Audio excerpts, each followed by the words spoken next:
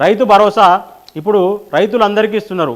రైతులు అంటే వాళ్ళకు పట్టా ఉంటే ఆ పట్టా ఉన్న రైతులందరికీ రైతు భరోసా ఇస్తున్నారు. కానీ వ్యవసాయం చేసే రైతులకు మాత్రమే రైతు భరోసా ఇవ్వాలని కాంగ్రెస్ పార్టీ నిర్ణయించింది.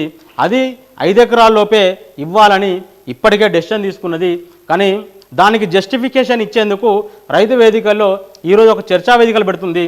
రైతులందరి సమక్షంలో ఎంతమంది ఎన్ని ఎకరాల వరకు ఉన్న రైతులకు రైతు భరోసా ఇవ్వాలని రైతులతో చెప్పించి వాళ్ళ అభిప్రాయంగా ఇంతవరకే ఈ లిమిట్ పెట్టాలి, ఇంతవరకు కట్ ఆఫ్ పెట్టి ఆ లిమిట్ వరకే రైతు భరోసా ఇచ్చే దిశగా అడుగులు వేస్తోంది.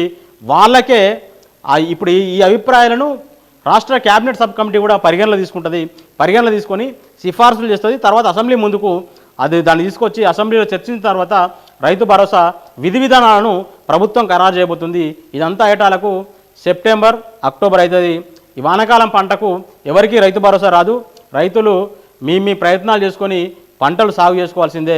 సీఎం అంటే కటింగ్ మాస్టర్ కాదు, కరెక్షన్ మాస్టర్ అని నిన్న మంత్రి తుమ్మల నాగేశ్వరరావు గారు ఆయన వివరణ ఇచ్చే ప్రయత్నం చేసిండు.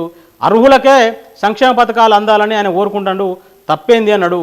అర్హులకే సంక్షేమ పథకాలు ఇస్తే తప్పు కాదు, కానీ అర్హుల ముసుగేసి ఎవరైతే అనర్హుల ముసుగేసి అర్హులకు అన్యాయం చేసే ప్రయత్నం మాత్రం ఏమాత్రం సరికాదు. రైతుకు కొంత తోడ్పాటు, ఆర్థికంగా తోడ్పాటిస్తే రైతు కుదురుకుంటుంది. రైతు కుదురుకుంటే తెలంగాణ బాగుంటుంది, దేశం బాగుంటుంది. ఆ దిశగా ప్రభుత్వం ప్రయత్నం చేయాలి. నిజంగానే బాగా ఎక్కువ భూమి ఉన్న పెద్ద రైతులకు, బడా రైతులకు రైతు భరోసా ఇవ్వకపోయినా కానీ వీలైనంత ఎక్కువ మంది రైతులకు ఆ స్కీమ్ వర్తింపజేస్తే రైతులు వ్యవసాయంలో కుదురుకుంటారు.